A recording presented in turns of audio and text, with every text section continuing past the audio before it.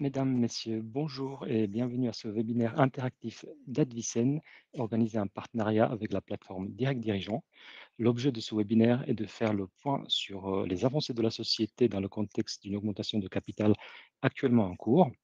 Ce webinaire sera organisé en deux parties. Tout d'abord, une présentation faite par le management de la société. J'ai le plaisir d'avoir avec nous Didier Laurence, directeur général d'Advicen, Bonjour. ainsi que Isabelle Carrella, directrice financière de la société. Bonjour. Bonjour à tous les deux. Il y aura ensuite une session de questions-réponses. Vous aurez la possibilité de poser vos questions à l'écrit via le système de chat qui se trouve en bas de vos écrans. Avant de laisser la parole à l'équipe managériale, je vous précise brièvement les principales caractéristiques de l'augmentation de capital en cours. Donc, comme je l'ai dit, c'est une augmentation de capital avec maintien de droits préférentiels de souscription des actionnaires, mais également avec une offre publique avec des souscriptions possibles à titre libre.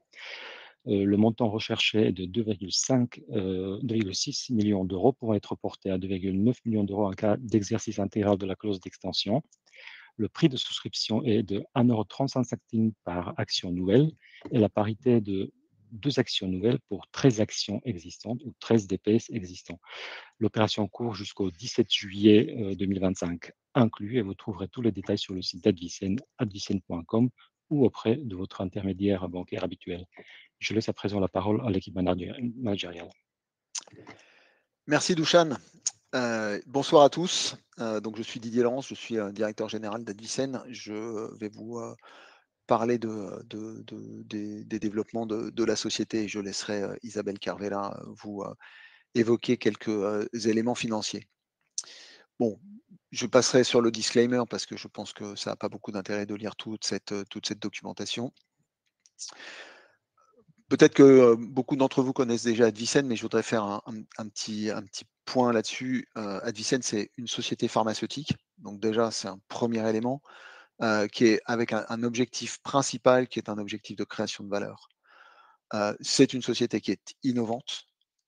Cette innovation, elle a conduit à la mise sur le marché de son premier produit qui s'appelle Sibnayal. Donc on est une pharmaceutique au stade commercial. On a une expertise réglementaire forte et en particulier sur la partie US, et le tout dans une organisation que l'on souhaite optimiser au mieux et optimale. L'innovation, elle est dans les maladies rénales rares. Sibnayal, c'est notre premier produit qui a été autorisé dans le traitement de l'acidose tubulaire rénale distale en Europe, et je reviendrai sur l'acidose tubulaire rénale distale dans quelques minutes. Il répond à un besoin médical important. On parle d'environ 75 000 patients qui aujourd'hui sont en besoin d'une prise en charge améliorée, à la fois dans la TRD, donc dans l'acidose, et dans la cystinurie, et à la fois aux États-Unis et en Europe. C'est un produit qui est protégé jusqu'en 2031, fin 2031, voire 2036, parce que sur certains pays comme la France, l'Italie, l'Espagne ou le Royaume-Uni, on a ce qu'on appelle des certificats complémentaires de protection. Et aux États-Unis, on a une option pour une extension brevetaire qui est spécifique aux produits commerciaux américains. On est une société pharmaceutique de spécialité, dans un terme qui différencie des très larges pharmaceutiques qui sont plus globales. Nous, on est vraiment une pharmaceutique de spécialité qui est au stade commercial. J'insiste là-dessus parce qu'il y a quand même assez peu de sociétés du secteur pharma, biotech, avec un produit au stade commercial. On a réalisé en 2024 un chiffre d'affaires de 5,3 millions d'euros, en hausse de 9%, dont 2,7 millions d'euros de ventes de Sibnayal, en hausse de 29%. C'est un point qui est important, hein, c'est un vrai chiffre d'affaires. Hein. Ce chiffre d'affaires, ce n'est pas le résultat de la consolidation du crédit impôt recherche ou des choses de ce type-là, c'est vraiment de la vente de produits. Et si on regarde Sibnayal en Europe, nos ventes et celles de nos partenaires, on atteint un chiffre d'affaires de 6 millions d'euros qui est en hausse de 130%, même un peu plus de 6 millions d'euros, puisque les derniers chiffres réellement consolidés nous amènent à 6,3, en hausse de plus de 130%. Et aujourd'hui, ça reste une difficulté, j'y reviendrai. On est remboursé à plus de 10 000 euros par an par patient dans quelques pays de l'Union. Le troisième élément, je l'ai indiqué, c'est l'expertise réglementaire. Je pense il faut bien se rendre compte que depuis 2 ans, 2 ans et demi, on travaille de façon très étroite avec les autorités américaines sur Sibnayal aux US ou sur ADV 7103 aux États-Unis pour à la fois les désignations orphelines et les dossiers d'enregistrement. Et je crois que le plus important de tout, c'est quand même qu'on a obtenu de la FDA que les résultats de la phase 3 européenne servent de base au dossier d'enregistrement américain. Les sociétés qui sont capables d'atteindre ce résultat sont quand même très très rares. Alors je dois rendre aussi hommage à la FDA qui, dans ce dossier, est quand même très pragmatique. Elle a bien eu conscience que c'était peut-être pas nécessaire de refaire la même étude aux États-Unis pour démontrer exactement les mêmes résultats, mais malgré tout, c'est un vrai succès dont en interne on est très fiers. Donc, on attend le dépôt du dossier, on travaille au dépôt du dossier d'enregistrement au T4 de cette année. C'est ce qu'on appelle un 505B2, donc un dossier plus réduit qu'un dossier d'enregistrement classique. Comme je le disais, on a obtenu une désignation orpheline dans l'acidose tubulaire rénale distale et dans la cystinurie. Alors comme ça, ça veut, on va nous dire oui, mais ça apporte quoi? Ça apporte 7 ans d'exclusivité de marché. 7 ans pendant lesquels aucun génériqueur ne peut développer un produit qui soit équivalent au produit depuis la mise sur le marché. D'accord? Ça n'a rien à voir avec le brevet, c'est une exclusivité de marché.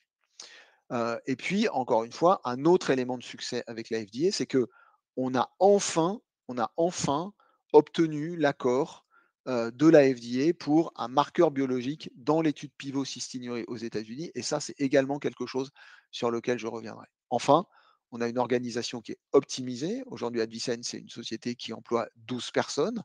On a des partenariats commerciaux en Europe et dans les pays du Golfe. L'idée, c'est d'optimiser les coûts de la structure. On est une organisation qui est le plus souple possible et la plus légère, qui est vraiment centrée sur les fonctions clés. Et puis, on a un contrôle strict de nos dépenses avec, vous le voyez, un cash burn mensuel de 2024 qui était aux alentours de 0,3 millions d'euros. Donc, on a quand même, alors ce cash burn, il est aussi le fruit du contrôle des dépenses et de la réalisation d'un chiffre d'affaires. Un mot sur Sibnayal, ADV 7103, donc je l'ai dit au stade commercial, il est mis sur le marché en Europe et au Royaume-Uni dans le traitement de l'ATRD, donc acidose tubulaire rénale distale, chez l'enfant à partir de 1 an et chez l'adulte.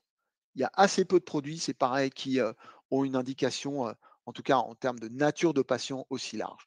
Comme je l'ai dit, on a un chiffre d'affaires de 6 millions, un peu plus, 6 millions 3 en hausse de plus de 130%. On a fait une excellente performance en France et en Allemagne et on continue à faire une excellente performance en France et en Allemagne. Vous le verrez au travers des chiffres du premier semestre qui seront publiés dans quelques semaines. Et ça, c'est le chiffre qui est en dessous, c'est plus de 450 patients traités en Europe et dans les pays du Golfe. C'est un chiffre qu'on n'a jamais forcément énoncé. Voilà, il nous paraissait important que tout le monde sache qu'aujourd'hui, il y a plus de 450 patients qui bénéficient d'un traitement par Sibnayal en Europe et on gagne à peu près 10 patients par mois. Alors, dit comme ça, on va nous dire ouais, c'est pas beaucoup, mais voilà, c'est une croissance euh, régulière depuis maintenant plusieurs mois. On a nos premiers patients dans les pays du Golfe. Je pense que ce qui est très important aussi à avoir en tête, c'est que on n'a pas de patients qui abandonnent le traitement. On n'a pas de patients qui abandonnent le traitement et on n'a pas non plus de médecins qui viennent nous dire, quand on est dans des congrès, qui viennent nous dire on a un problème avec le produit, on est déçu par ci, déçu par ça. Il y a tous les médecins qu'on rencontre nous disent enfin on a un produit qui répond à un besoin et qui nous permet de traiter efficacement nos patients. Voilà. Et les accords de distribution, vous les connaissez. On a des accords de distribution qui couvrent l'ensemble de l'Europe et les pays du Golfe. Donc, ADV 7103, c'est réellement une innovation, d'accord, dans le traitement des maladies rénales rares. C'est une combinaison fixe à libération contrôlée, brevetée, de citrate de potassium et de bicarbonate de potassium qui va permettre une administration en 2 prises par jour. Alors, quand vous lisez ça, ça fait peut-être pas rêver, citrate de potassium, bicarbonate de potassium. Vous vous dites, bon, ok, c'est quoi l'innovation? L'innovation, elle est justement là. Elle est dans le 2 prises par jour. Elle est dans la formulation à libération contrôlée. C'est des produits qui sont efficaces, dont on sait qu'ils sont efficaces depuis des années. En revanche, personne avant nous n'avait trouvé le moyen de contrôler la libération des produits et de faire en sorte que ce produit-là, il soit en 2 prises par jour. Et il y a un autre élément qu'il faut bien avoir en tête, c'est que vous voyez là, peut-être très mal, mais ce sont des microcomprimés qui font à peu près 2 millimètres de diamètre. Ces microcomprimés, ils contiennent 65 de matière active. Dans l'industrie pharmaceutique, c'est exceptionnel. Classiquement, un comprimé, c'est entre 5 et 10 de matière active, le reste, c'est de l'excipient. Dans notre cas, on a réussi à comprimer 65 de matière active. Le reste, c'est ce qui permet la libération contrôlée. Vous avez 2 types de granules, des blanches et des vertes, et c'est la combinaison des 2 qui fait que vous obtenez une couverture de 12 heures avec une seule prise. Dernier point, pourquoi des microcomprimés? Tout simplement parce que c'est la forme pharmaceutique reconnue par l'OMS comme étant une forme équivalente aux solutions buvables. Or, les solutions buvables de citrate et de bicarbonate ne peuvent pas vous donner une libération contrôlée. Donc, c'était le seul moyen de donner des grandes quantités de produits sous un volume réduit et sous une forme qui soit adaptée à l'enfant. Et c'était les 3 contraintes qui nous avaient été fixées par les médecins qui voulaient obtenir un produit pour traiter ce type de pathologie. Donc, c'est un médicament qui est unique et qui est vraiment adapté à la prise en charge à long terme des patients, je vous l'ai déjà dit. Autre élément exceptionnel, on a conduit une étude clinique pendant plus de 6 ans.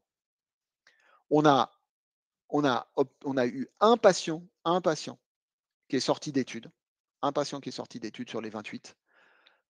C'était un adulte qui voulait pas continuer. Tous les enfants sont restés. L'étude, elle a été conclue en 2022. Depuis, il n'y a aucun patient qui a abandonné le traitement. Donc aujourd'hui, on a des patients qui sont traités depuis quasiment 10 ans avec le produit sans abandon. Et ce produit-là, il a démontré une efficacité maintenue, une très forte adhésion au traitement et dans des maladies chroniques, c'est le plus important. Et aussi un excellent profil de tolérance. Et c'est ce qui permet aussi aux patients de garder le traitement. Donc, on est indiqué dans la TRD, donc dans l'acidose. On a un statut de médicament orphelin pour ce produit aux États-Unis. Et comme je l'ai déjà dit, on va déposer la demande d'enregistrement au T4 2025. Et dans la cystinurie, on va finaliser un plan de développement avec la FDA et on a un statut de médicament orphelin aux États-Unis et en Europe.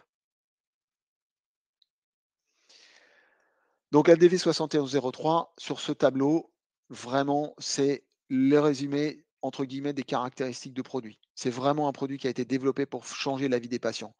Les options existantes de traitement, c'était 4 à 6 prises par jour. Nous, on est arrivé avec un médicament en 2 prises par jour toutes les 12 heures. Je défie quiconque de boire des litres de citrate de potassium.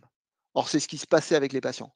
Parce que vous allez avoir des effets secondaires gastro-intestinaux qui vont être extrêmement fréquents, extrêmement pénibles. En contrepartie, ADV 7103, c'est une excellente tolérance gastro-intestinale. Encore une fois, citrate bicarb, c'est quand même pas très très bon. Et pour les enfants, avaler des quantités industrielles de ces produits-là en liquide, c'est pas très agréable. C'est un produit qui est sans goût, ADV 7103, et qui est parfaitement adapté aux patients pédiatriques. Un petit point, quand on a conduit l'étude clinique, on a recueilli le verbatim de familles sur le produit dans le cadre des essais cliniques. Un des points majeurs qui est ressorti, c'est que les gens avaient une forme pharmaceutique qui était enfin adaptée à la prise du produit à l'école si besoin. Et les enfants, ça va paraître complètement idiot, mais les enfants, ils étaient moqués parce qu'ils avaient une mauvaise haleine. Parce qu'il faut savoir que l'absorption de citrate et de bicarbonate en grande quantité entraîne une mauvaise haleine du fait de la neutralisation du pH gastrique. Donc ça, c'est vraiment un point qui est vraiment important. Comme ça paraît, ça paraît un peu folklorique, mais c'est une réalité. Quand vous êtes traité, il y a des choses que les gens qui ne sont pas traités ne peuvent pas, ne peuvent pas avoir conscience de la difficulté.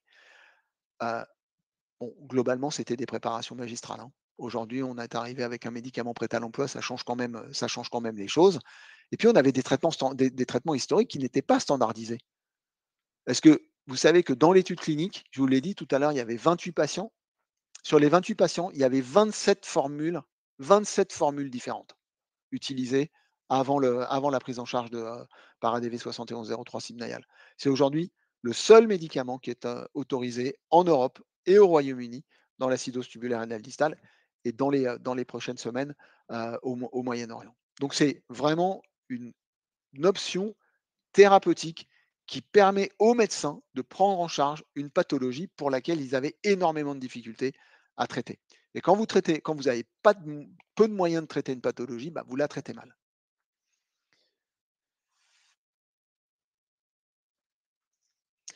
Un petit mot sur la TRD, parce que l'acidose tubulaire rénale distale, ça parle pas à grand monde. C'est une maladie qui est grave, pas mortelle, mais grave, parce qu'une acidose, c'est l'accumulation d'acide dans le sang. Et l'acidose, les conséquences, elles peuvent être importantes, et en particulier à long terme. Donc, c'est une maladie grave, chronique, d'accord? C'est pas une maladie aiguë, on n'en guérit pas, et qui est, comme je l'ai dit, caractérisée par l'accumulation d'acide dans le sang qui va entraîner à long terme, chez ces enfants, une baisse de la densité osseuse. Il y a 2 formes qui sont connues. Il y a une forme génétique, hein, qui est diagnostiquée dans la petite enfance. C'est des enfants qui grandissent mal, qui grandissent peu, qui peuvent avoir des déficiences auditives, ou alors il y a des formes acquises. Les formes acquises, elles sont principalement chez l'adulte, en lien avec d'autres pathologies, en particulier, des maladies auto-immunes de type lupus. Elle est certainement sous-diagnostiquée, elle était mal prise en charge, avant l'arrivée de Sibnayal. On considère qu'il y a à peu près 20 000 cas en Europe et 20 000 cas aux États-Unis. Quand on a travaillé le dossier, de désignation orpheline, le principe de la désignation orpheline aux États-Unis, c'est que si vous traitez plus de 200 000 patients, vous ne pouvez pas être considéré comme maladie orpheline et vous devez screener toute la littérature pour être en mesure de démontrer le bien-fondé de cette limite. On a déposé un dossier dans lequel potentiellement il pouvait y avoir 150 000 cas dans la population américaine. Donc je pense que clairement, c'est sous-diagnostiqué. Ne me faites pas dire ce que je n'ai pas dit. Je pense que les 150 000 patients ne sont pas accessibles facilement. On va se concentrer d'abord sur les 20 000, mais je pense que techniquement, c'est une maladie qui est sous-diagnostiquée. Les conséquences de cette pathologie, elles sont principalement chez l'enfant, hein. Faible croissance, paralysie, faiblesse musculaire, rachitisme. C'est la photo de la petite fille que vous voyez avec la radio au milieu, c'est les embarqués spécifiques du rachitisme. L'ostéomalacie, c'est-à-dire une perte de dureté de l'os, bien évidemment des fractures qui sont associées. Une dysfonction cardiaque et une arythmie parce que très souvent, dans l'acidose tubulaire rénale distale, il y a un trouble du potassium sanguin. Et quand on dit trouble du potassium sanguin, on dit dysfonction cardiaque et arythmie. Ça crée une néphrocalcinose, hein. C'est l'image que vous avez des 2 reins. Imaginez que c'est les reins de ces patients-là, à force d'accumuler du calcium et que ce calcium précipite, bah, ils ont des reins qui ressemblent à des à des bols en porcelaine. Voilà, pour, quand ces patients sont opérés, on voit bien on voit bien les reins en porcelaine. Et puis, chez l'adulte et à plus long terme, on voit beaucoup de lithiase, c'est-à-dire des calculs rénaux. Et puis, bien évidemment, à terme, une insuffisance rénale chronique, parce que quand vous êtes en néphrocalcinose, c'est excessivement, le rein a beaucoup de mal à travailler. Le point le plus important, c'est ça. C'est l'efficacité d'ADV 7103 Sibnayal sur la densité osseuse. Parce que c'est un vrai marqueur d'efficacité. Et c'est pour ça qu'il faut traiter ces patients à long terme. Pas seulement pendant quelques mois, mais bien sur le très long terme. Et ce que vous avez là, c'est les résultats à 48 mois, à 4 ans. On a déposé une publication pour les résultats à 72 mois. Voilà. Et au fur et à mesure que le temps progresse, vous avez une amélioration et une différence de plus en plus statistiquement significative versus les données historiques. Donc vous avez une densification de, de la qualité de l'os et on retrouve chez ces patients une courbe de croissance qui revient quasiment à la normale. Et c'est vraiment le bénéfice du traitement à long terme. Un petit mot sur la cystinurie, parce qu'on a bien deux indications, acidose d'un côté, cystinurie de l'autre. La cystinurie, c'est une maladie exclusivement génétique. C'est une maladie rare, mais c'est une maladie qui est quand même très bien décrite, très bien connue. Elle se caractérise par l'accumulation de cystine, donc un acide aminé, qui est non dissoute dans les reins et la vessie. Ça entraîne, alors là pour le coup c'est une vraie maladie de cristal, c'est une vraie maladie de calcul. Donc elle va entraîner des calculs, des cristaux qui vont venir bloquer le tractus urinaire, conduisant à classiquement à ce qu'on appelle la colique néphrétique. Pourquoi la cystine précipite? Parce qu'elle est dans un environnement acide. Le pH urinaire standard, c'est 5,5. Pour ceux qui ont fait un petit peu de biologie et de biochimie, c'est un milieu acide. Or, la cystine, elle a tendance à précipiter en dessous de 7. Donc, le principe du traitement, c'est d'augmenter le pH urinaire au-delà de 7, voire 7,5. Et c'est typiquement ce que peut faire ADV 7103. Les conséquences à long terme, elles sont celles d'une maladie à cristal ou d'une maladie à calcul. C'est bien évidemment des crises de colique néphrétique. Alors il faut quand même savoir qu'il y a des patients qui font 1 à 2 crises par semaine. Et il y a des patients chez qui on retrouve des calculs, des mini-calculs, quasiment tous les jours. Donc c'est une maladie qui est vraiment invalidante. Elle conduit à de l'insuffisance rénale chronique, potentiellement à l'ablation rénale dans certains cas, à l'atrophie du rein. Et puis, c'est des patients qui ont des infections urinaires à répétition. Et puis, quand vous avez une problématique rénale, très souvent, c'est associé à de l'hypertension. La prévalence, elle est assez bien connue. C'est à peu près 40 000 cas en Europe et au Royaume-Uni et environ 30 000 aux États-Unis. Donc, vous voyez que c'est une maladie qui est très importante à la fois dans son caractère invalidant et dans le caractère de taille de population. Et c'est encore une fois une maladie qui est difficile à traiter, difficile à prendre en charge. Et les médecins attendent un produit qui viendra leur permettre de traiter de façon plus efficace leurs patients. Et encore une fois, c'est une maladie de long terme. On a les premiers symptômes qui se caractérisent par des calculs, ils apparaissent autour de 10-12 ans. D'accord. Donc après, ça dure jusqu'à la fin.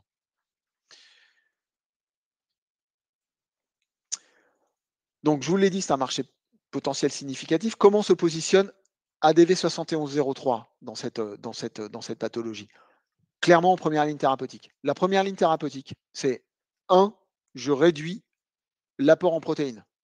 En réduisant l'apport en protéines, je réduis la quantité de cystine que j'apporte. Ça, c'est la première chose. La deuxième chose, c'est vous allez hyperhydrater le patient, c'est-à-dire à peu près 3 litres par jour, pour qu'il dilue la cystine dans les urines. Le troisième point, c'est alcaliniser. Et alcaliniser avec des préparations magistrales. C'est le même principe que dans la DRTA, Sauf que là, on parle de l'urine, dans l'ADRTA, on parlait du sang. Comment se positionne ADV 7103? Ben, comme agent d'alcalinisation, c'est-à-dire remplaçant l'agent d'alcalinisation dans la première ligne thérapeutique et en apportant une solution en 2 prises par jour versus 4 à 6 prises par jour. Petit point, la cystine, il y a un petit côté chronobiologique, c'est qu'en fait, le pH urinaire, il a tendance à baisser encore plus pendant la nuit. Et on voit bien chez ces patients que la cystine, elle s'accumule pendant la nuit. Or, pendant la nuit, vous ne prenez pas d'agent d'alcalinisation. Or, avec ADV 7103 Simnayal, vous couvrez l'ensemble de ce qu'on appelle le nictémère, donc les 24 heures, en 2 prises. Donc, vous couvrez cette période nocturne qui est la plus importante à couvrir en matière de prise en charge des patients cystinuriques.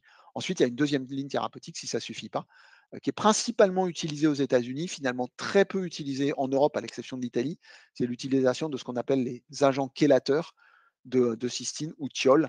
Voilà, c'est principalement des produits qui sont utilisés en Italie, bizarrement, et aux États-Unis, et qui sont d'autant plus efficaces qu'ils sont associés à un traitement alcalinisant. Donc, on a parlé innovation, on a parlé pathologie. Parlons maintenant d'aspects réglementaires, parce que là encore, je pense que c'est un point important.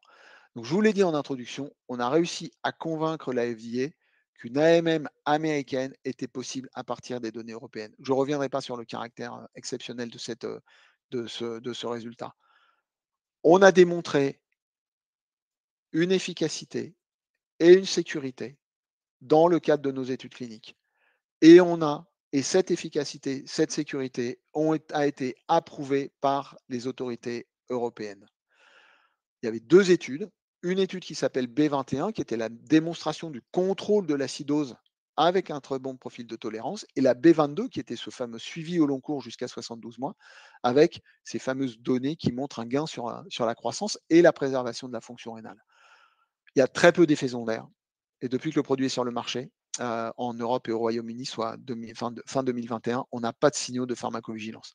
Donc, en vie réelle, c'est vraiment un produit qui est à la fois efficace et sûr et qui répond à un besoin, ce qui a permis de convaincre la FDA sur la base de ces données à long terme produites en Europe. Donc, on n'a pas besoin d'études cliniques additionnelles pour le dossier aux États-Unis.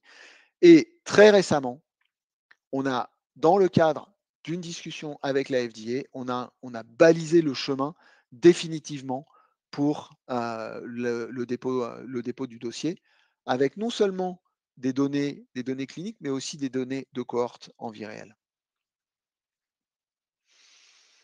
Donc, nous, qu'est-ce qu'on fait? On prépare activement le dépôt du dossier d'AMM. Ce fameux pré-NDA meeting auquel on a donné des données additionnelles. On a eu un retour positif de la FDA qui nous a clarifié les détails de la soumission. Aujourd'hui, on a l'organisation en place et on a l'organisation qui est dédiée au projet. Et l'ensemble des livrables sont en ligne avec les plans. Donc, notre calendrier, c'est soumission T4 2025, autorisation attendue fin T3 2026. C'est attendu. On aura dans les mois qui suivront le dépôt de l'autorisation, ce qu'on appelle une PDUFA date, c'est-à-dire une date à laquelle les autorités américaines s'engagent à nous apporter une réponse. T3 2026. Sur la cystinurie, là encore, on a obtenu des résultats importants, à savoir qu'on s'est mis d'accord sur le choix d'un marqueur biologique comme critère principal d'une étude pivot. On a discuté avec la FDA pendant des années. Les premiers échanges avec la FDA sur ce dossier, ils datent de 2015-2016. Donc vous voyez que ça fait quand même un certain nombre d'années. Il y a 2 éléments qui ont été marquants. Le premier, c'est l'importance de la désignation orpheline. La désignation orpheline, ça a été la reconnaissance par la FDA de l'intérêt du produit dans l'indication. Ce qui nous a permis d'obtenir une latitude plus grande dans nos échanges avec la FDA. On a fait un meeting avec eux et ils ont accepté le design d'une étude de phase 3, donc d'une étude pivot, sur la base d'un critère biologique. Jusqu'à présent, ils voulaient un critère clinique. Un critère clinique sur une maladie à calcul, ça n'est pas possible. Ça n'est pas possible parce que comme les calculs se forment de façon erratique et qu'il n'y a pas de profil de patient qui permettent d'identifier des patients sévères qui feraient des calculs de façon régulière, ça veut dire que pour avoir suffisamment de puissance statistique, il faut un grand nombre de patients et une durée d'évaluation qui soit extrêmement longue. Ce qui veut dire des essais cliniques de dizaines de millions d'euros pour un marché qui est certes important, hein, puisqu'on parle d'un marché aux alentours de 350 millions d'euros aux États-Unis, certes important, mais qui, si vous mettez 100 millions d'euros pour faire une étude clinique pour un marché à 350 millions, ça n'a aucun intérêt. Aucun. Donc, on a expliqué à la FDA et avec le support de leaders d'opinion américains que c'était peut-être pas le meilleur moyen, la meilleure option. Ils avaient déjà accepté dans une autre maladie à cristal et à calcul, qui est l'hyperoxalurie. Donc, ils ont accepté le principe de ce critère biologique. On est en discussion, on travaille avec la Mayo Clinic aux États-Unis sur la mesure de la solubilité de la cystine. On a des résultats qui devraient arriver dans les semaines qui viennent. La solubilité de la cystine, on l'a déjà évaluée sur un début d'essai européen qui a été malheureusement arrêté à cause du Covid, mais on avait démontré que l'utilisation d'ADV 7103 chez les patients cystiniques avait deux impacts. Un, l'augmentation du pH urinaire au-delà de 7,5 et deux, l'augmentation de la solubilité de la cystine. Quand on augmente la solubilité de la cystine, le risque de cristal est moindre et le risque de calcul est également moindre. Voilà. Donc on est en train de travailler là-dessus. On prépare également un dernier Type C meeting avec la FDA pour revue du protocole et des critères. Ça sera fait au T4 2025, puis ensuite on préparera ce qu'on appelle l'IND, qui est l'autorisation de démarrer une étude clinique US. J'en ai bientôt fini pour ma partie, après je laisserai la parole à Isabelle. Un point important aussi, c'est que ADV 7103, on a une protection intellectuelle et une propriété intellectuelle qui est forte. ADV 7103 est protégé par 3 familles de brevets de formulation, dont le plus important est celui qui protège la combinaison fixe de citrate et de bicarbonate dans une formulation à libération prolongée. On est protégé jusqu'en novembre 2031 aux États-Unis et en Europe. Et comme j'ai eu l'occasion de le dire au début de cette présentation, on a des certificats complémentaires de protection de 5 ans, d'accord? Donc, qui couvrent le produit jusqu'à novembre 2036 en France, au Royaume-Uni, en Italie et en Espagne. Alors, pourquoi pas les autres pays? Parce qu'il y a des pays qui n'ont pas ce principe de certificat complémentaire de protection, et en particulier l'Allemagne ne l'a pas. Voilà. Et puis un petit rappel, comme vous l'avez vu, hein, ADV 7103 Sibnayal est autorisé à partir de 1 an. Donc, on bénéficie en plus de 6 mois d'exclusivité pédiatrique. Donc, il ne peut pas y avoir de générique, si tant est qu'il devait y en avoir un jour, avant un minimum 2032, grosso modo, mai 2032 et mai 2037 dans les pays où on a un CCP. Et puis, dernier point qui est important pour les partenariats possibles aux États-Unis, c'est que ADV est éligible à ce qu'on appelle aux États-Unis la Patent Term Extension. Donc, le novembre 2031, qui est le brevet, la fin du brevet, pourrait être étendue dans le cadre de ce qu'on appelle la Patent Term Extension. Et la Patent Term Extension aux États-Unis, elle peut aller jusqu'à 5 ans. Voilà. N'oubliez pas non plus qu'on a la désignation orpheline qui couvre l'exclusivité du produit sur le marché américain pendant 7 ans à compter de la première commercialisation. Voilà, c'est ce que je voulais, c'est ce qui est indiqué là. Donc, désignation orpheline, 7 ans d'exclusivité dans la DRTA et dans la cystinurie à compter du lancement. Et puis, un point aussi important à avoir en tête, c'est que quand vous êtes désigné orphelin aux États-Unis, vous avez aussi une exemption de taxation sur les dépenses de R&D engagées aux États-Unis. Pas seulement pour nous, mais pour l'exploitant du produit. C'est un statut fiscal particulier qui a un intérêt pour les partenaires potentiels. Avant de passer la parole à Isabelle, je pense que c'est important de parler de la restructuration financière qui est en cours, d'accord? Puisqu'on parle augmentation de capital, mais en parallèle de ça, on a restructuré notre dette. D'abord avec la Banque européenne d'investissement.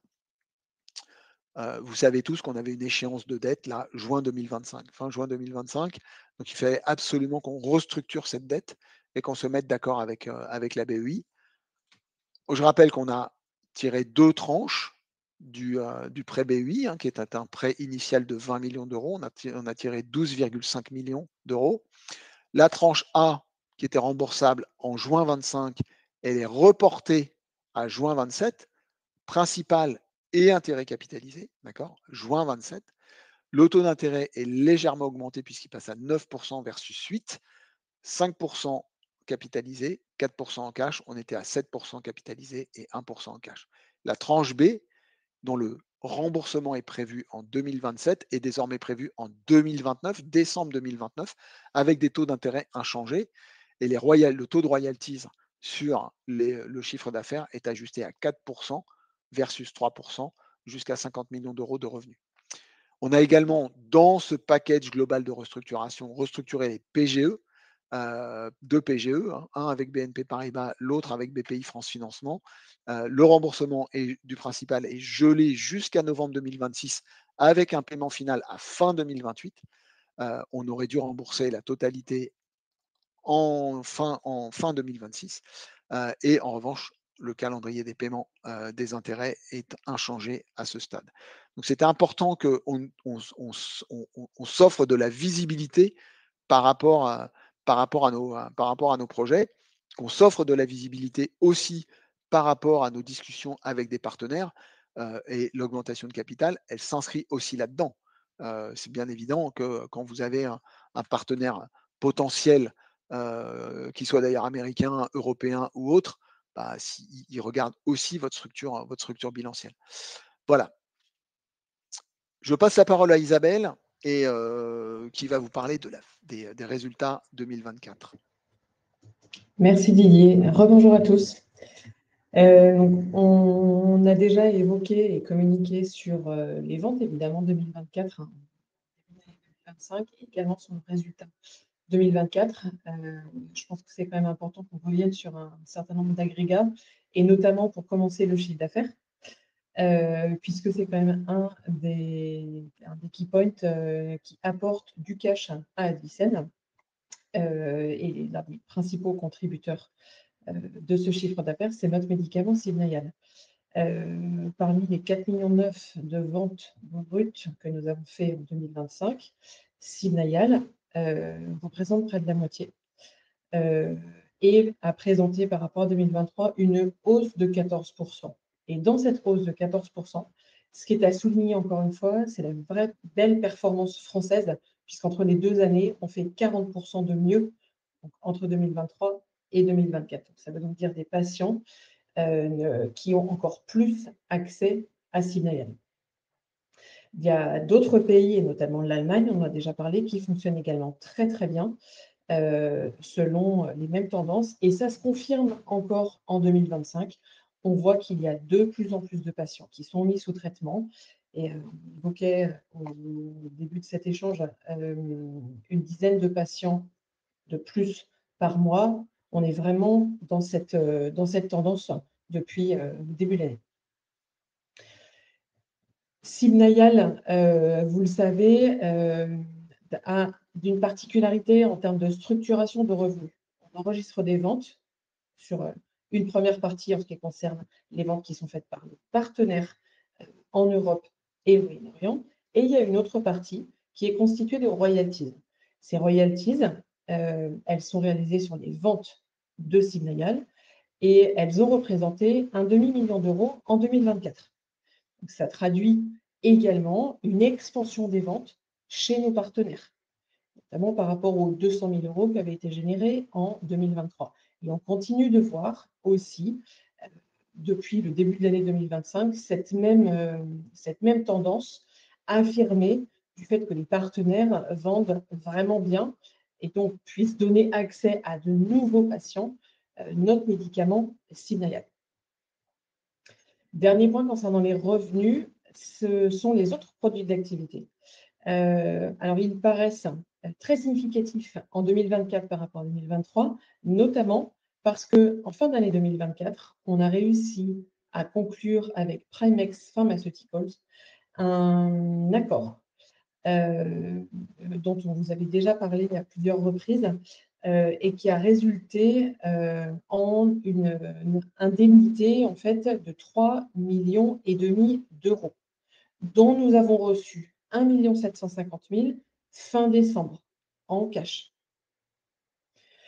Donc cela a marqué évidemment un temps qui était en dehors du rythme courant d'Advicen.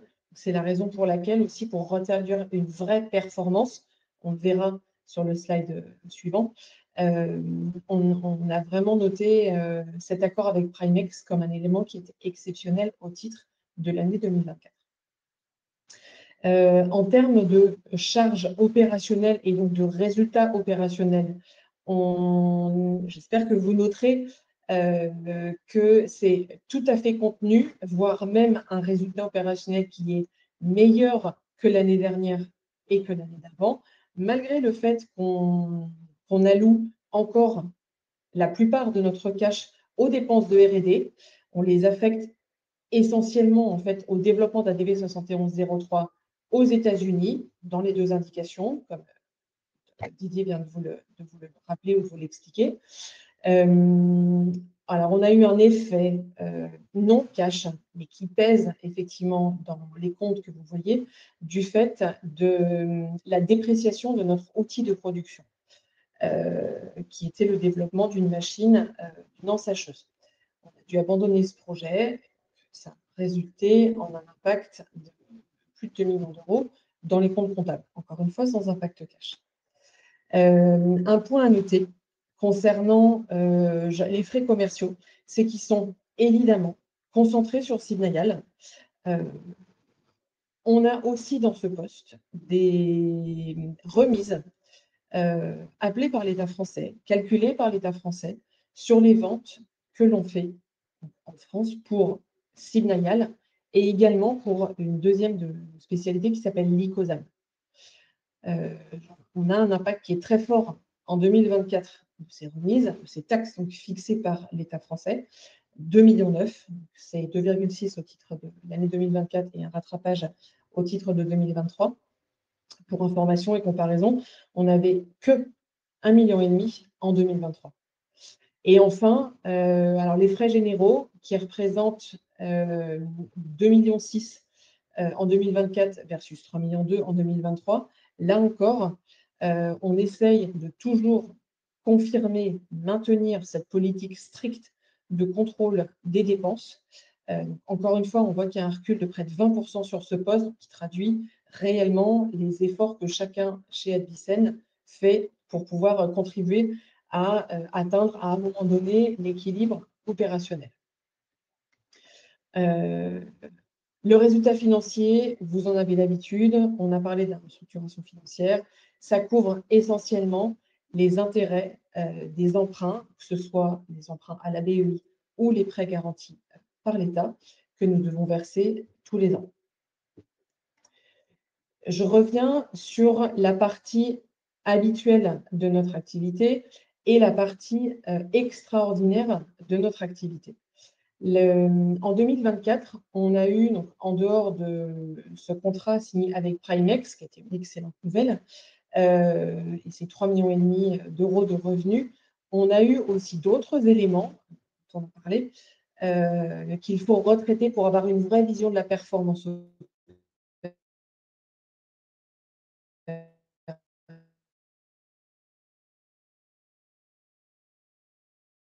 À hauteur de plus de 2 millions d'euros au titre de l'exercice 2024 et avec un petit rattrapage du coup de 2023 qui a eu lieu en 2024. Également en fait sur la première partie de l'année pour une plus grosse partie et sur la deuxième partie de l'année. On a donc impéré, déprécié notre ensacheuse à plus de 2 millions d'euros. Il y avait une grosse partie qui avait déjà été passée sur le premier semestre. Je rappelle, ça n'a pas d'impact cash, c'est vraiment un impact comptable. Et enfin, on a aussi adapté nos structures organisationnelles. Didier en a parlé, les 4 piliers d'Advicen. Ça a effectivement un coût, près de 300 000 €, et ça a été constaté sur la première partie de l'année.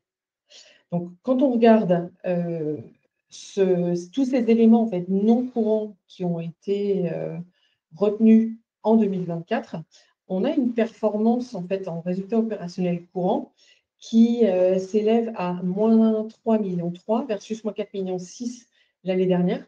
Donc, on est vraiment en progression, près de 30% de réduction de la perte opérationnelle courante entre 2023 et 2024. Ce qui est encore une fois encourageant, et on continue encore une fois cette même tendance sur 2025. En termes de cash, ça s'est traduit de cette façon en 2024 en comparaison à 2023. On a des flux de trésorerie liés à nos activités d'exploitation qui n'ont vraiment pas été très significatifs, puisqu'ils sont inférieurs à 1 million d'euros, 800 000 € en l'occurrence, versus 6 millions d'euros en 2023. Alors, cette amélioration continue, elle est notamment liée à la progression de nos ventes, évidemment, et du cash que l'on tire de nos ventes, et aussi au contrôle très strict de ce à quoi on alloue notre trésorerie. Évidemment, l'effet de l'accord avec Primex à hauteur de 3,5 millions a eu un impact très positif sur le besoin de fonds de roulement, même si, encore une fois, en termes de cash, le montant qu'on a reçu et dont on avait parlé est de 1 750 000 €. En termes de flux d'investissement, il n'y en a pas eu beaucoup en 2024.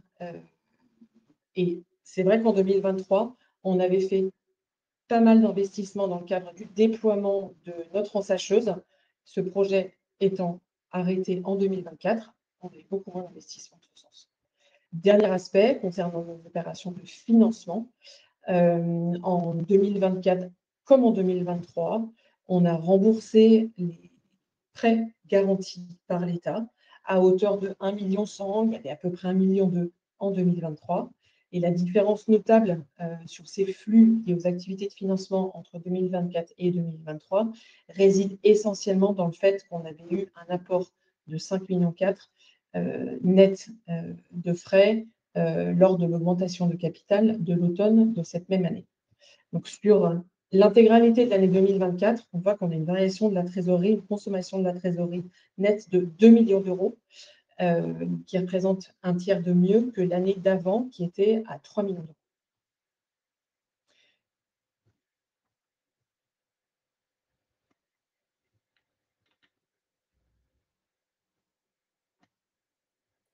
Merci Isabelle.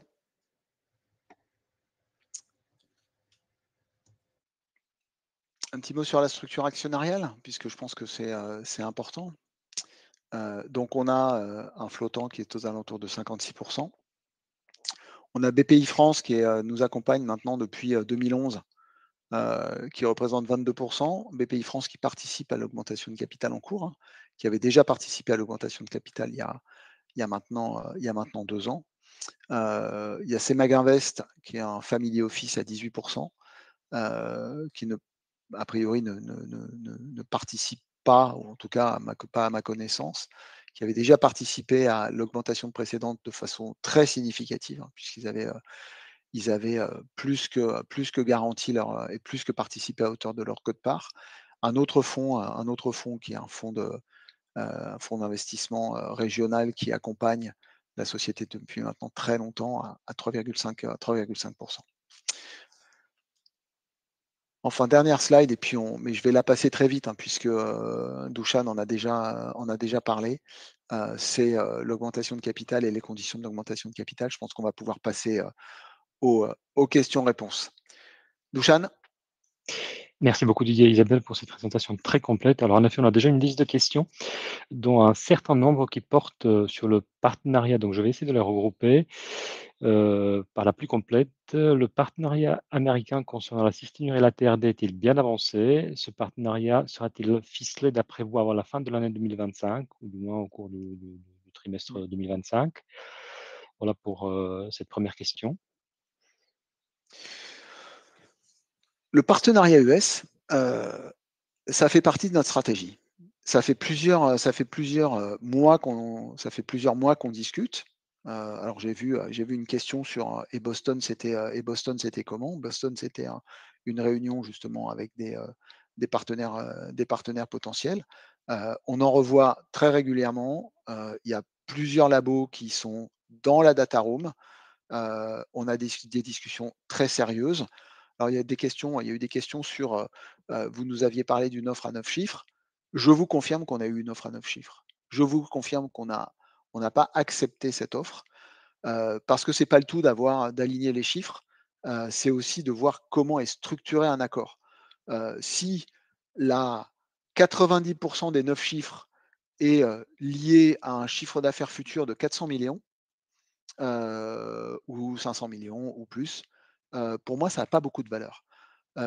Et vous savez, je suis aujourd'hui, bien échaudé par l'accord avec Primex. L'accord avec Primex, c'était pareil. On était sur des chiffres, sur Rosaline à 300 millions de chiffre d'affaires. Donc quand vous avez des chiffres à 300 millions, vous pouvez structurer, 30 millions, de royalties à recevoir en juin 2025. Ça, c'est facile sur le papier quand vous signez. Sauf que la réalité, c'est pas ça. La réalité, c'est que Primex, il faisait 400 000 € par an de chiffre d'affaires sur Rosaline. Et jamais de la vie, on aurait retrouvé ces montants-là. Alors, on est déjà bien content d'avoir signé 3 millions et demi avec eux parce qu'ils étaient dans une situation assez critique. Mais la réalité, elle est celle-là. Donc, dans un deal, il faut aussi voir comment ce deal est structuré. Donc oui, je confirme, on a eu une term sheet d'un montant à 9 chiffres. Voilà. Mais voilà les raisons pour lesquelles elle a été, elle a été rejetée par le conseil. Ce qui ne veut pas dire qu'on a arrêté de discuter avec les gens en question, hein. C'est juste que, voilà, la structure du deal, elle n'est pas acceptable. Voilà, donc on avance. On a vraiment des discussions avancées. Je ne peux pas dire, parce que je vois une question, est-ce que ce sera signé avant le dépôt du NDA? Bah, je ne sais pas. Je ne sais pas. Ce serait une information d'initié que je le dise. Donc, je ne sais pas. Ce qui est sûr, c'est que bah, les partenaires sont satisfaits de voir que les partenaires potentiels sont satisfaits de voir qu'on a une augmentation de capital, qu'on a restructuré notre dette, etc., etc. Donc ça, c'est plutôt une bonne chose. Voilà ce que je peux dire sur le partenariat aux États-Unis, mais ça fait vraiment partie des objectifs principaux de notre action, et le dépôt fait partie des discussions. Et la seule petite chose que je puisse vous dire, puisque c'était une discussion que j'ai eue dans l'après-midi avec un partenaire potentiel américain, c'est qu'il trouve assez remarquable les échanges qu'on a eus avec la FDA. Parce que quand vous avez une discussion avec un Américain, la première chose qu'il veut voir dans votre data room, c'est la correspondance avec la FDA. Et voilà. Donc c'est plutôt satisfaisant. Merci beaucoup Didier. On a quelques questions aussi sur l'opération en soi. Donc, il y a quelques semaines ou mois, vous disiez au marché qu'il ne serait pas nécessaire de faire une AK le 30 juin. Nous avons eu la surprise d'en avoir une. Qu'est-ce qui explique ce revirement? Et puis des questions corollaires. Comment se passe cette première semaine de l'AK, notamment vu le contexte difficile justement pour les sociétés de small and mid cap et de sociétés en santé en particulier? Alors, sur sur le fait que j'annonçais qu'il n'y avait pas d'AK. Oui, j'ai une obligation réglementaire, une obligation légale, c'est que je ne peux pas discloser quoi que ce soit. Donc, systématiquement, à chaque fois qu'on me posera la question, est-ce que vous prévoyez une AK? Ma réponse sera non. Parce que si je dis oui, c'est une information privilégiée. La seule chose que je dis systématiquement, c'est que si on doit en faire une, on fera tout pour protéger les gens, les investisseurs qui nous font confiance. Alors, on va me dire, oui, mais une augmentation de capital, c'est dilutif, c'est machin, ces trucs. Ouais, mais de l'histoire d'Advicen, depuis qu'on est coté, on a fait l'IPO, on a fait une augmentation de capital en 2021 quand je suis arrivé, une augmentation de capital en 2023 et cette augmentation de capital. Je pense qu'au total, on a levé 17 millions dans l'intérim depuis qu'on est coté. On n'a jamais eu recours à des outils et des instruments ultra dilutifs. Et vous savez pourquoi? Parce qu'à mon capital, au capital d'Advicen, vous avez deux acteurs qui sont structurants. Vous avez BPI France et vous avez CEMAG Invest. Et c'est les deux premiers qui, quand il y a une augmentation de capital, soit participent et veulent maîtriser la dilution. Donc, oui, on fait des augmentations de capital avec des PS plutôt que des placements privés qui sont pour le coup dilutifs pour celui qui ne participe pas. L'actionnaire individuel ou l'actionnaire institutionnel, il a la possibilité de participer ou de ne pas participer, de vendre ses DPS. C'est un choix. Mais au moins, on donne ce choix à l'actionnaire. Je vais vous dire, honnêtement, alors j'ai vu une question en disant, moi j'ai investi à 8, aujourd'hui ça vaut 1,40. Honnêtement, si on avait dû passer par des OCAPSA, aujourd'hui on ne serait pas à 1,40, hein, sincèrement. Donc c'est aussi un moyen de préserver une partie de la valeur. Alors ça ne fait pas plaisir, hein, ça fait plaisir à personne. Mais c'est un moyen de préserver la valeur. Donc voilà. Comment se passe la première semaine? Très sincèrement, je ne sais pas. Je ne sais pas parce que on n'a pas une remontée de book, contrairement à un placement privé, on n'a pas une remontée de book classique. J'espère que ça se passe bien. Ce qui est sûr, c'est que l'opération elle est garantie à 100%. Enfin, très exactement à 99,6%. Donc l'opération, elle ira au bout, quoi qu'il arrive, puisqu'elle est garantie. Donc on n'est pas dans la situation de Carmat, on n'est pas dans la situation de Faxiam, on est dans une situation qui est particulière.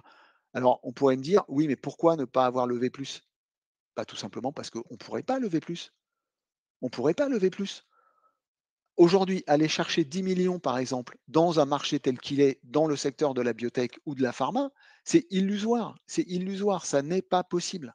Donc, on fait des augmentations de capital de taille raisonnée pour répondre à nos besoins. Et là, on répond à nos besoins jusqu'au T3 2026. Donc, dans cet intervalle-là, j'espère bien qu'on va signer un partenariat qui va nous permettre d'obtenir du, des flux de trésorerie non dilutifs. Donc, voilà. On essaye toujours de dimensionner les augmentations de capital avec nos besoins pour justement préserver cette dilution. Et encore une fois, les premiers qui cherchent à préserver cette dilution, c'est BPI France et c'est CEMAG Invest. Dernier point, j'ai investi à titre perso, d'accord? Donc, j'y crois, j'ai confiance dans ce qu'on fait. Et contrairement à un commentaire que j'ai vu passer, j'investis pas pour 6 mois. J'investis pas pour 6 mois. Mon intention, elle n'est pas dans 6 mois de vendre les titres. Les 6 mois, c'est juste une période légale, effectivement, dans lequel l'investisseur, et en particulier BPI France et moi, on s'engage à ne pas vendre les titres. Mais de toute façon, si demain je dois vendre des titres, vous serez informé parce qu'il y aura une notification à l'AMF. Donc, ce sera parfaitement transparent. Mais mon intention, elle n'est pas du tout de vendre les titres, hein. Donc, j'investis à titre perso. J'investis aussi à titre perso parce qu'il y a il y a eu pas mal de commentaires qui me reprochaient de ne pas avoir investi à titre perso. Éventuellement, demander au CEO de Carmat pourquoi il n'a pas investi. Merci pour cette réponse. Questions plutôt sur l'aspect métier. Il y a des rumeurs sur les forums comme quoi certains pays seraient en rupture de stock. J'imagine que tu parles du site Mayal. Mmh. Est-ce vrai? Si c'est le cas, sera-t-il bientôt résorbé? Et un corollaire, pourquoi l'approvisionnement a été rompu en France dernièrement et où sera fabriqué le médicament pour le marché américain? On a eu on a eu un délai de fabrication et en particulier de packaging secondaire. On a eu un délai de packaging secondaire parce qu'on a transféré notre packaging secondaire vers de, du fabricant historique à 2 nouveaux fabricants pour réduire nos coûts. Alors effectivement, sur un des dosages, on a eu une situation de tension et on s'est arrangé avec, nos partenaires européens pour rapatrier une partie de leur stock pour couvrir les besoins du marché français. Ce que je peux vous dire, c'est qu'on a reçu les boîtes, les boîtes conditionnées, je pense que c'était, le 25 juin et qu'on a résorbé la En juin. totalité de on a résorbé pardon? On a résorbé la En totalité juin. de on a résorbé la totalité de la problématique. Donc oui, c'est vrai, il y a eu à un moment donné une rupture sur le 8. On a déclaré un de toute façon, les risques de rupture, ils sont déclarés à la NSM. Donc effectivement, pendant une période d'une semaine, il a manqué du produit et le produit, il est reparti, et toutes les commandes ont été honorées après. Merci. On reste dans l'activité commerciale. Qu'en est-il du marché de l'Amérique du Sud? Vous avez dit, je me souviens lorsque j'étais à UNAGE, que ce marché complémentaire était à l'étude. Alors, en dehors des États-Unis et de l'Europe, j'ai toujours indiqué qu'on était pragmatique, que c'était une approche purement pragmatique. Quand vous avez des gens qui viennent vous voir et qui vous disent: «Bah, tiens, je serais intéressé par les droits dans tel pays», donc pays du Golfe pour Taïba, Amérique du Sud, ma responsabilité et celle du conseil, c'est d'étudier la possibilité de le faire. Très sincèrement, très sincèrement, heu, c'est c'est finalement excessivement coûteux. Ça consomme énormément de bandes passantes, heu, parce que, ben, l'Amérique du Sud, on l'a exploré l'Amérique du Sud, hein, d'accord? Mais il fallait déposer au Brésil, en Argentine, au Chili, au Pérou, en Colombie, au Mexique, et cetera. On n'aurait pas été détenteur de l'AMM, mais il aurait fallu transférer le dossier et répondre à toutes les questions qui viendraient de ces autorités. Et je peux vous dire que pour le vivre quasi au quotidien avec les pays du Golfe, ça demande une énergie de dingue, de dingue. Donc, bah, le jeu en valait pas la chandelle. Le jeu en valait pas la chandelle parce qu'il aurait fallu mettre des ressources sur ces projets-là et mettre des ressources sur ces projets-là, ça veut dire abandonner de la ressource sur le marché européen et sur le marché américain pour un gain qui était franchement, marginal. Donc l'intérêt, il était pas là. Il était pas là. Merci. Toujours dans le marché, vous n'évoquez jamais l'Asie et une autre plus sur la concurrence. Y a-t-il des concurrents, Non, il y a pas de con positionnés? il y a il y a il y a pas il y a pas de con il y a pas de concurrent. Il y a pas de concurrent. Il y a pas de concurrent. Les seuls concurrents, c'est les préparations magistrales et comme je vous l'ai dit, elles sont en 4 à 6 prises par jour. Il y a pas de produits en développement. Donc là, je suis très clair. On n'évoque pas l'Asie et c'est pour ça pour autant c'est pas les demandes qui manquent sur l'Asie. Corée, Japon, Chine, mais j'en reviens toujours à la même chose, toujours à la même chose. Heu, Ça demande beaucoup d'énergie, vraiment, pour répondre positivement, aux demandes des autorités et on n'a pas la bande passante et on n'a pas la bande passante. Donc si effectivement demain quelqu'un vient, en me disant, «Je vous offre, heu, 20 000 000 pour, le marché chinois et je prends tout en charge» et dans ces 20 000 000, bah, vous allouez, 1 ou 2 personnes pour nous aider à transférer le dossier.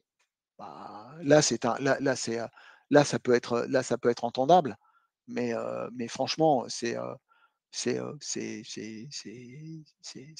très, très, très compliqué. Très, très, très compliqué. Merci. On a également un certain nombre de questions, financières sur les Mmh. objectifs, donc je vais essayer de les descendre dans l'ordre du compte de résultat. À combien estimez-vous l'atterrissage de chiffre d'affaires 2025? Quand pensez-vous que la société aura un EBITDA positif? Et quand pensez-vous que la société commencera à gagner de l'argent avec la vente de ses traitements et faire un bénéfice? Bah, je vais vous décevoir, je ne donnerai pas d'atterrissage de chiffre d'affaires, j'en ai jamais donné. Heu, Ce que je peux vous dire, c'est que les ventes sur le premier trimestre de Simnayal sont excellentes, excellentes. Heu, Excellentes en France, excellentes chez nos partenaires, en particulier, sur tout ce qui est, Allemagne, Grèce et de façon surprenante les pays de l'Est. Heu, c'est un peu plus compliqué dans les pays nordiques, mais globalement, on est quand même particulièrement satisfait. On est un peu au-dessus du budget, donc c'est toujours bon à prendre et je me suis fait piéger sur la profitabilité. Je m'étais engagé l'année dernière sur une profitabilité à fin d'année. On a eu des mois où on a été profitable. Heu, on a des mois qui sont profitables, mais de façon exceptionnelle. Et puis sur les premiers mois de l'année, on a quand même dû répondre à des questions de la FDA sur, des données cliniques additionnelles et cetera. Donc, je m'engagerai plus, je m'engagerai plus. Merci, très clair. On continue à la question financière, plus sur le bilan. Quelle est la consommation, de cash nécessaire pour couvrir l'année et les études, AMM? Pour la Bah, première et je vous poserai la deuxième par la suite. on a globalement l'année dernière, on a une consommation de cash de à peu près 0,3-0,31 millions d'euros par mois, si je dis pas de bêtises. Isabelle a montré les chiffres. On a une consommation qui a un petit peu augmenté sur cette première partie d'année. Bah, là encore, parce qu'il a fallu, conduire et conclure un certain nombre d'études en lien avec les demandes spécifiques de la FDA. Alors on parle pas de sommes astronomiques, mais, il faut quand même les faire. Elles étaient prévues au budget, donc il y a pas vraiment de surprise. On a une consommation de cash qui va revenir à la normale sur le 2e semestre puisque maintenant ces études sont derrière nous. Il y aura toujours un peu d'investissement sur le dossier parce que un dossier, ça coûte pas zéro. Un dossier d'AMM1, il y a des frais de consultant et cetera et cetera. Voilà, c'est l'idée. Merci. Il y a une question sur, la raison d'être, sujet à des taxes pharmaceutiques et comment vont-elles évoluer avec le temps et l'augmentation attendue de vos ventes? Une autre question qui vient d'arriver aussi, qui est peut-être liée à vous, des nouvelles perspectives de remboursement et celui dans quel pays? Les taxes pharmaceutiques en France et le remboursement, en France, c'est pour moi un sujet, qui est à la fois, d'énervement et de passion. Donc j'essaierai d'être dépassionné. Heu, le système en France fait que, quand vous êtes dans un système d'accès précoce, c'est-à-dire que vous permettez à des patients, en particulier pédiatriques, d'obtenir un traitement qui répond à un besoin, qui améliore leur qualité de vie, qui est efficace, qui est sûr, ben, on vous permet de le mettre à disposition avant son AMM. C'est un dispositif remarquable d'efficacité. La contrepartie de ça, c'est que, quand vous avez l'AMM, heu et que vous discutez avec les autorités de prix et de remboursement, les discussions sont compliquées. Les discussions sont compliquées, heu, parce que tout le monde connaît l'état des finances de la sécurité sociale. C'est un sujet éminemment politique. Adjicen, c'est pas le seul, c'est pas le premier, c'est pas le dernier labo qui aura des difficultés avec la sécu et le CEPS. Heu, le principe, il est le suivant, c'est que, vous pouvez continuer à commercialiser vos produits, mais vous devez reverser une taxe sur le chiffre d'affaires. Et cette taxe, elle dépend d'un certain nombre de critères. Voilà. Et plus vous faites de ventes, le principe de la taxe qui est assise sur un chiffre d'affaires, elle augmente. Voilà. Et c'est ce principe-là. Donc en fait, vous entrez dans un système où finalement, vous avez intérêt à fixer un prix rapidement pour limiter l'impact de la taxe. Et en face de vous, vous avez des gens qui n'ont pas d'intérêt à agir, puisque de toute façon, plus ils attendent, plus la taxe augmente. Donc, vous êtes dans une situation bloquée. Donc en fait, c'est une façon de vous tordre le bras pour obtenir un prix faible. Or, un prix faible, ça veut dire un prix de référence pour les autres pays. Et ça, j'ai pas envie. Et le deuxième élément, qui est, à mon sens, particulièrement détestable, c'est que, en fait, vous n'avez aucune incentive à être français. Aucune. On vous bassine en disant les produits, il faut qu'ils soient fabriqués en France, etc., etc. On est fabriqué dans le sud de la France. Et tout ça, le CEPS le sait, hein. On est fabriqué dans le sud de la France. J'ai écrit une note particulièrement détaillée au CEPS. On est fabriqué dans le sud de la France. Le produit, il est conditionné en Suisse. D'accord. Bon, mais ça reste l'Union. Enfin, ça reste l'Europe. Le produit, il fait son conditionnement secondaire en France, dans une société pharmaceutique qui emploie de façon majoritaire des personnes en situation de handicap. Ce produit, il a été développé en France. Il a été voulu par des médecins français, financé par des acteurs français, majoritairement, parce que quand vous regardez notre capital, c'est BPI France, c'est Maginvest, Family Office français, IRDI sur IDEC, société de capital risque à Toulouse. Et derrière, on nous dit, ça suffit pas. Ça suffit pas. Bon, qu'est-ce que vous voulez que je vous dise? Alors, le truc, c'est qu'à un moment donné, c'est soit, et c'est ce qui va se passer, mais pas pour nous, pas que pour nous, ou pas pour nous, en tout cas, c'est pas mon intention. J'espère bien arriver à une situation où on va se mettre d'accord avec le CEPS. Mais il va se passer ce qui se passe pour maintenant beaucoup de produits en France, c'est que les labos commercialisent plus. Je vais vous donner un exemple. Vous savez qu'on commercialise des produits pour des labos tiers. Je discute avec un labo allemand qui me propose de commercialiser en France un produit en néphro. Super, ça correspond pile poil à notre créneau. Très bien. Ils me disent, Didier, qu'est-ce que tu penses du prix? Je leur dis, écoutez, c'est pas compliqué. Voilà les comparables. Les comparables, ils sont là. Je pense qu'on sera aux alentours de 50 € le flacon. Ils m'ont dit, ouais, c'est bien, tu confirmes ce que nous ont dit les consultants qui ont travaillé pour nous. Non, parce que c'est 2,5 fois moins cher que ce qu'on a en Allemagne. Donc, il n'est pas question de sacrifier le marché allemand pour le marché français. Je vais vous donner un autre exemple. On commercialise un produit qui s'appelle l'Icosam.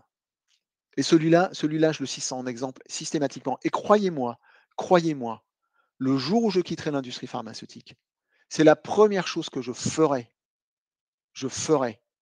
J'enverrai une lettre ouverte au Monde et aux Échos pour raconter cette histoire. On a un médicament qui s'appelle l'Icosam. Ce produit, il fait 2 millions d'euros de chiffre d'affaires. 2 millions. Il traite à peu près 5 à 600 patients. Des enfants, exclusivement des enfants, qui souffrent d'un syndrome épileptique particulièrement sévère qui s'appelle le syndrome de Dravet. Ce médicament, c'est la pierre angulaire du traitement. Tous les traitements ultérieurs ont tous été développés avec ce produit. Ça fait des années qu'on se bat avec le CEPS. Le produit, il est disponible en Angleterre à 90 € le flacon. Il est disponible en Allemagne à 90 € le flacon. Aux Pays-Bas, à 95 € le flacon. Et les Pays-Bas ne sont pas connus pour être un pays qui est particulièrement favorable à l'industrie pharmaceutique. Le CEPS, vous m'entendez bien, le CEPS, dans son immense gratitude, nous propose 85, vous m'entendez bien, 85 centimes d'euros. Centimes d'euros. Vous comprenez bien qu'on a un vrai problème dans ce pays. C'est qu'il n'y a absolument aucune égalité dans l'accès au traitement. Aucune. On parle de 500 gamins qui ont un syndrome qui apparaît dès 6 mois et qui sont handicapés à vie s'ils n'ont pas ce traitement. Et on va me dire, ah ouais, mais bon, c'est la reformulation. C'est de la reformulation. C'est une formulation adaptée à l'enfant. Bah ouais, les gars, mais les autres formulations, elles ne sont pas adaptées et ces gamins, ils sont maltraités. Donc, voilà. Et ce sujet-là, pour l'instant, j'ai un devoir de réserve. Mais je peux vous dire que franchement, quand je vois la gabegie de la Sécu sur un certain nombre de sujets, pardonnez-moi, mais franchement, celui-là, il est particulièrement toxique et particulièrement sévère. Et sur Sibnayal, je demande pas grand-chose. On fait 2 millions, un peu plus de 2 millions de chiffre d'affaires. Peut-être qu'en France, on pourrait faire 6, 7, 8, 9 millions. Pour traiter des gamins qui ont une acidose tubulaire rénale distale. On va aller passer des milliards pour aller rembourser du Wegovy ou du Mounjaro dans le diabète de type 2. Mais de qui se moque-t-on? Le diabète de type 2, c'est juste un problème de gestion de sa vie, de gestion de sa vie. Une maladie rare, une maladie génétique, putain, c'est pas la faute des gamins. Donc voilà, je voulais pas être passionné, mais malheureusement, quand on me lance sur ce débat-là, c'est un truc qui me hérisse. Donc je ne sais pas, mais je céderai pas. Je vois pas pourquoi. Alors j'ai alerté tout le monde, hein. J'ai alerté la DGS, j'ai alerté. Alors la DGS, je dois reconnaître que Grégory Emery, il a été remarquable. Il nous aide, il pousse à ce que les choses s'améliorent. Mais franchement, putain, ça prend un temps infini. Et vous avez beau changer de direction du CEPS, c'est toujours la même histoire. De toute façon, c'est la Sécu, c'est la CNAM qui est à la manœuvre, c'est la direction générale de la Sécu, et de toute façon, ils n'ont plus d'argent. Donc, comme ils n'ont plus d'argent, tout le monde est traité à la même enseigne. Je vous conseille franchement la lecture du rapport de la Cour des comptes sur la prise en charge du diabète. Ça fait peur. Pardon, j'ai été un peu long. Merci Didier pour cette ouverture. Alors, on a encore un certain nombre de questions et un peu moins de temps. Donc, toutes les questions liées à l'augmentation de capital, quels sont les avantages pour les actionnaires par rapport aux nouveaux souscripteurs? Donc, c'est une augmentation de capital avec DPS, donc droit préférentiel de souscription dont bénéficient les actionnaires, mais qui peut être acheté aussi par les non-actionnaires. Et tous ces détails se trouvent sur le site advicen.com et notamment dans le communiqué de lancement qui est présent, au même titre que la liste des garants qui garantissent cette opération. Donc, je préfère éviter ces sujets de manière détaillée parce que tout est aussi expliqué dans un FAQ très, très complet sur le site de la société. Et il y a encore des questions liées au métier aux États-Unis, dont une sur la nouvelle politique américaine auprès de la FDA. Est-ce qu'elle peut compliquer ou avantager le développement d'Advicen aux États-Unis? C'est une question qui m'est souvent posée depuis la nouvelle administration Trump. Je dois dire que nous, on n'a vraiment pas vu de signaux négatifs. Ils ont répondu en temps et en heure quand ils devaient répondre. On a des interactions régulières avec eux. Donc moi, de mon côté, j'ai pas à me plaindre. En revanche, je sais que dans la partie, il y a deux divisions. Il y a ce qu'on appelle le CD et la partie substance, c'est-à-dire donc chimie, et la partie CBRE qui est la partie biologique. Je sais que sur la... Je pense qu'on a peut-être un problème de connexion côté Didier. Je ne sais pas si Isabelle, tu constates la même chose. Si, je pense qu'il y a un léger D'accord. problème de connexion. On va lui laisser le temps de revenir pour compléter sa réponse. Alors, peut-être en parler, il y a une question sur le montant de la dette nette, qui est une question financière. Oui, je peux tout à fait y répondre. Merci. Le montant de la dette nette, c'est indiqué en fait, dans notre document d'enregistrement universel qui est publié sur le site de l'ENF et aussi sur notre site. Après, voilà, Didier, on s'est permis de répondre à une question sur la dette. Maintenant que tu puisses nous répondre. Oui, bah vas-y, réponds sur la question sur la dette, parce que je crois que vous n'avez pas entendu ma réponse sur la partie américaine. Non, Pas entièrement. très juste. On a donc un endettement de 18 millions d'euros à fin 2024 concernant le PGE et auprès de la BNP et auprès de la BPI, et également les 2 tranches à repayer à la BEI.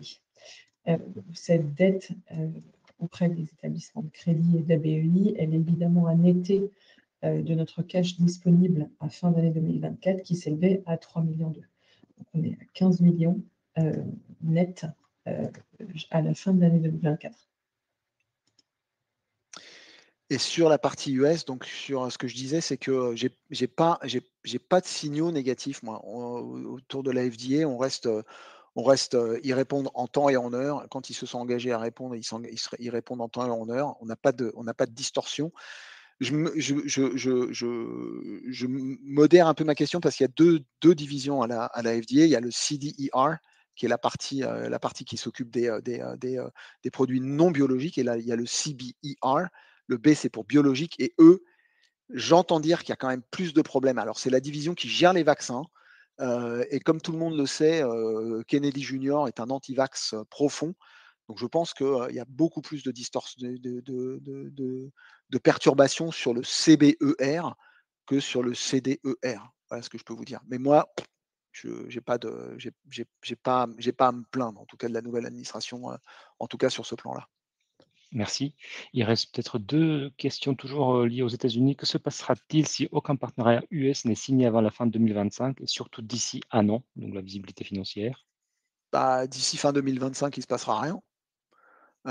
D'ici un an, d'ici un an, j'espère bien que qu'on aura signé un deal.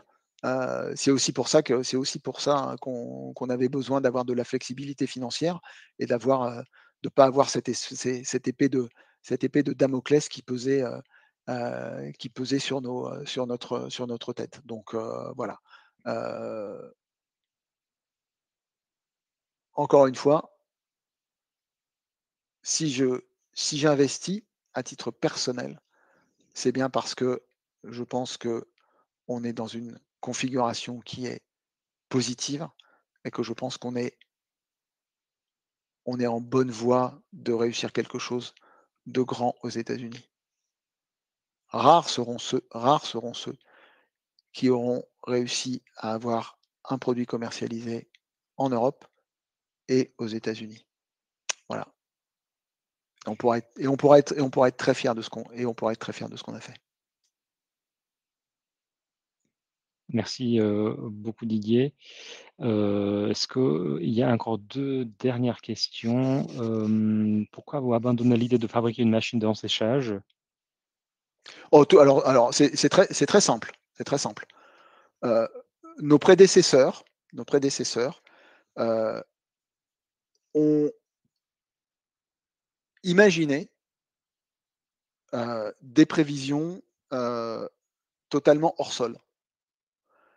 Et donc, ils ont eu l'idée de faire construire une machine qui leur permettrait de répondre à une demande illusoire.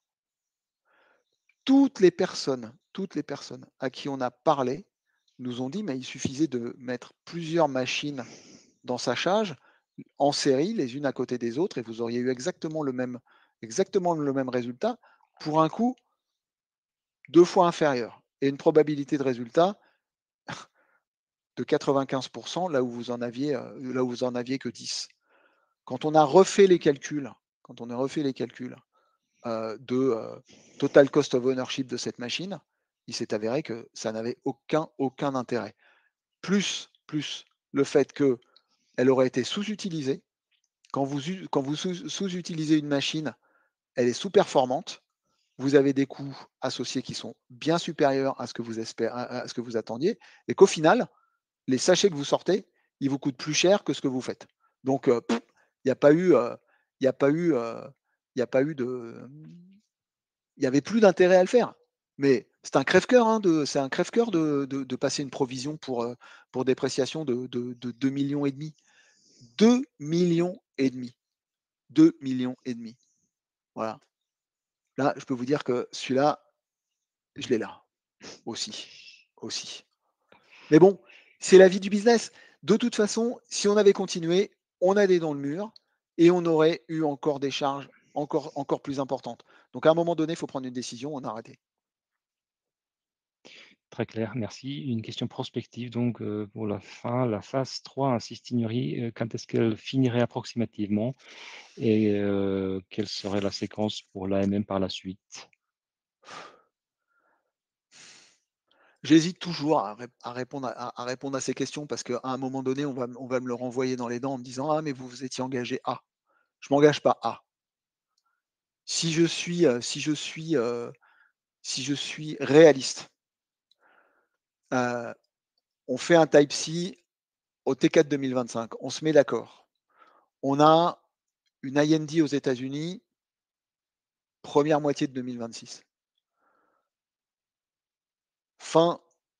Début du deuxième semestre 2026, on peut espérer lancer l'étude. L'étude, elle va durer 1 an. D'accord? Donc on arrive à mi-2027. Le temps qu'on finalise l'étude, qu'on fasse les dossiers et qu'on dépose le dossier à la FDA, on peut espérer fin 2027, début 2028. Et encore une fois, voilà, c'est pour vous donner une petite idée. Ce qui est important à retenir dans ce que je vous dis là, c'est que l'étude cystinurie elle-même, elle ne devrait pas durer trop longtemps. D'abord parce qu'il y a une première phase de 6 mois de stabilisation des patients. Il y a une durée d'évaluation de 7 jours, une semaine, 7 jours, une semaine. Et après, c'est du follow-up. Donc, franchement, on peut avoir un timeline raccourci. Et puis, à partir du moment où on serait autorisé, c'est une variation, donc ça va beaucoup plus vite dans l'évaluation parce que vous n'avez plus la partie évaluation du manufacturing. Voilà. Didier, je suis navré, je pensais que c'était la dernière question, mais il y a une personne qui veut reposer sa question parce qu'elle n'a pas eu de réponse probablement. Désolé, c'est peut-être ma faute. Qu'en est-il des pays les plus prometteurs en termes de remboursement? Est-ce trop spéculatif à ce stade? Ça reste encore spéculatif, honnêtement. Et puis, il y a une grosse partie qui est toujours en discussion. Il y a des discussions qui dépendent aussi comment on appelle ça? Des données à 72 mois qui doivent être publiées, etc. Donc ça reste encore très spéculatif. Et puis, voilà. Merci. Ouais, je voudrais faire on arrête là, Douchan? Alors, on est arrivé au terme du webinaire, mais si tu souhaites un mot de conclusion. Non, mais voilà, je voulais vous remercier tous d'être restés jusqu'à tard. Merci pour tout. J'espère qu'on a répondu à vos questions. J'ai cru comprendre que c'était un petit peu à un moment donné médical et scientifique. Mais voilà, moi je pense qu'on doit aussi, on vous doit aussi le respect et on n'est pas là que pour parler de finance. On est aussi là pour vous dire qu'on essaye de mettre sur le marché des produits qui sont des produits efficaces et sûrs pour les patients. C'est d'abord et avant tout notre mission. Voilà. Merci à tous. Merci beaucoup. Vous pouvez déjà Merci vous déconnecter. beaucoup.